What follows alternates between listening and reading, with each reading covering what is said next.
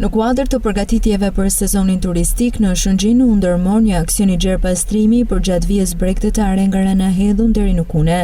Që në orët e parë të mëngjesit të së premtes, administrata e Bashkisë Lezhë, e shoqëruar nga kryetari Pierre Indreu, bashkë me institucione të tjera zbarkuan në terren duke kaluar në sit të gjithë zonën turistike.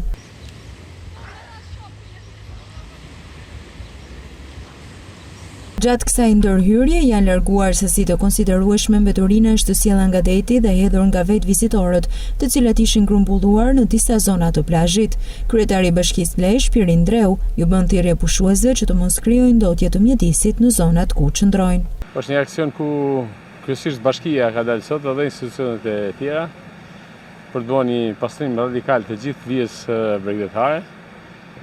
Nuk është një situatë alarmante, ka një farë stabiliteti i pasërtia, gjithsesi ne po bëjmë punën tonë, ju bëj thirrje gjithë pushuesve që vinë në Bregdet të mos marrin qese dhe t'i lënë, sepse ka shumë qese që janë në rarë dhe mezi po i shkulin, po t'i marrin mbeturinat me veta dhe t'i hedhin në një nga koshat e mbeturinave diku në rrugë.